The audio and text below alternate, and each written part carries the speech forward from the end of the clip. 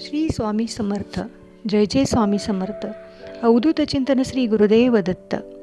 स्वामी समर्थ महाराज की जय. मित्र हो, आपण कधी विचार केला आहे का, आपण याच कुटुंबात जन्माला का आलो? आपल्याला हेच आईवडील का मिळाले? आपण याच आईच्या पोटी जन्माला का आलो? खूप विचित्र प्रश्न आहे ना. मग याच प्रश्नाचं उत्तर स्वामींनी आपल्याला आजच्या व्हिडिओमधून देण्याचं ठरवलं आहे. तर स्वामी काय म्हणतात, माझा जन्म याच आईच्या पोटी का झाला? हा प्रश्न फक्त जिज्ञासा नाही, तर आपल्या जीवनाच्या उद्दिष्टाकडे नेणारा दीपस्तंभ आहे. स्वामीने कर्म आणि जन्माचं नातं खूप छान पद्धतीने सांगितले आहे. स्वामी सांगतात की या जन्मात आपल्याला कोणते आईवडील मिळणार हे आपल्या पूर्वजन्माच्या कर्मानुसार ठरलेलं असतं. आपण केलेलं सत्कर्म आपल्याला चांगले पालक, चांगले वातावरण देतात. चुकीचे कर्म असेल तर जीवनात काही परीक्षांचा सामना करावा लागतो. आईवडील हे अपघाताने मिळत नाहीत, ते आपल्याला आपल्या पूर्वकर्माच्या फलश्रुतीनुसार मिळतात. स्वामी म्हणतात की आई ही मुलाची पहिली गुरु असते. आपल्या जन्मासाठी ज्या आईची गरज आहे त्या आईमध्ये आपल्याला आत्म्याला पुढे नेणारी शिकवण, संस्कार, प्रेम, धैर्य असते. म्हणून प्रत्येक आत्मा ज्या आईच्या पोटी जन्माला येतो ती आई त्या आत्म्याला पुढे नेऊ शकणारी योग्य व्यक्ती असते. जन्म हे योगायोग नाही, तो योग आहे. जन्म हा कधीही योगायोग नसतो.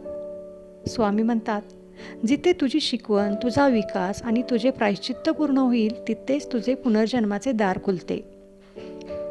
म्हणून तुम्ही त्या आईच्या पोटी जन्माला येता, कारण तुमचा आत्मा आणि तिचा आत्मा याचे कर्मबंधन खूप जुने असते. आई वडिलांशी असलेले जुने ऋणानुबंध असतात.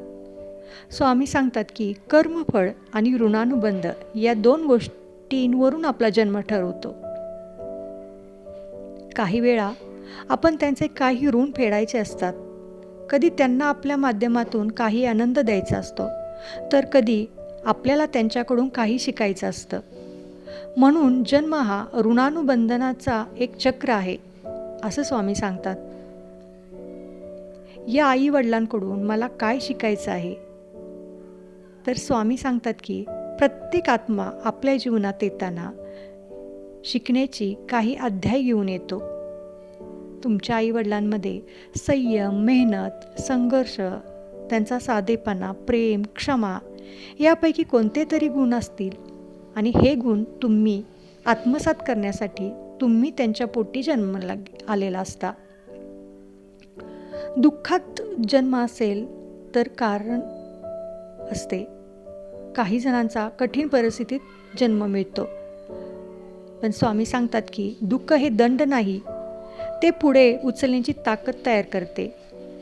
तुम्हाला जर संघर्षात जन्म मिळाला असेल तर त्यातून तुमची शक्ती, आत्मविश्वास आणि आध्यात्मिक जागृती घडवली जात असते. स्वामी सांगतात की आई वडील आपल्यावर लादले जात नाहीत. आपले आई वडील आपणच पूर्ण आध्यात्मिक जाणीवेतून निवडून घेतो.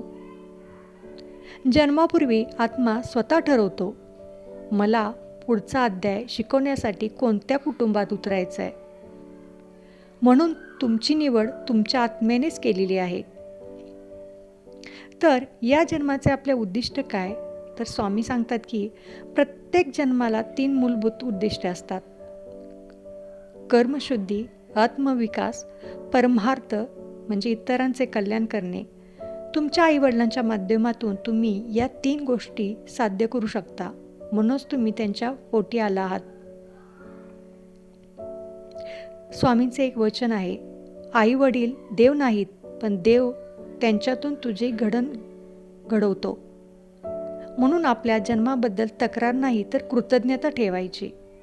आई वडिलांच्या विषयी कृतज्ञता ठेवायची, ज्यांच्यामुळे आपल्याला हे जग बघायला मिळाले,